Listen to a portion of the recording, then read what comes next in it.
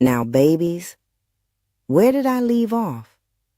Oh, yes, your hard-headed grandma. Daddy had looked me straight in my eyes and said, "Baby, don't you leave this house." I told him, "Yes, sir."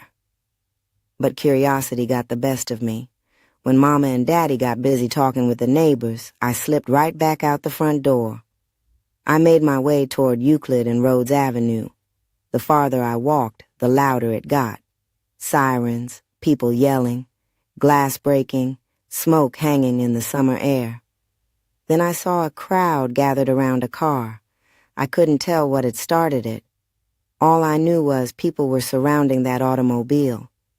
Inside were white folks. Some people in the crowd were hitting the car. The windows were breaking. Then I saw something no 11-year-old should ever have to see. I saw blood, real blood, not the kind you see in the movies, not on television, right there in front of my own eyes. I froze. For a second, I couldn't even move. Then something inside me said, "Run!" I turned around and took off as fast as my little legs would carry me. I ran past our house on Chestnut Street. Didn't even stop. I kept going until I reached Monroe Street. Every car coming toward that neighborhood, I'd wave both my arms. "Turn around. Go back. Don't come this way."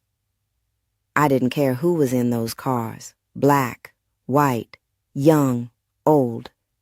I just didn't want anybody driving into danger. Looking back now, I know people were carrying years of hurt and frustration.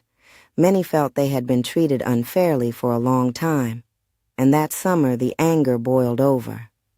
But standing there as an 11-year-old child, I wasn't thinking about politics or history. I was thinking, somebody's going to get hurt. And they were. By then, fires were burning in parts of the neighborhood.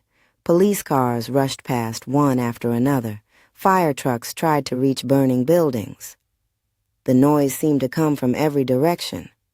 Before long, the Ohio National Guard was called in. Imagine that, babies.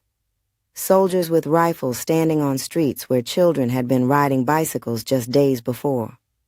Our neighborhood didn't even look like the same place anymore. When I finally made it back home, Daddy was standing at the door. He didn't have to ask where I'd been. The look on my face told him everything. He just pulled me close. That night, nobody slept much. Every siren made us wonder what was happening next. Every light outside made somebody peek through the curtains.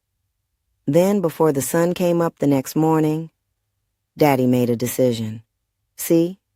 He worked for Greyhound bus lines, and because of his job, he knew exactly how he was going to get his family somewhere safe. That's a story for part 3.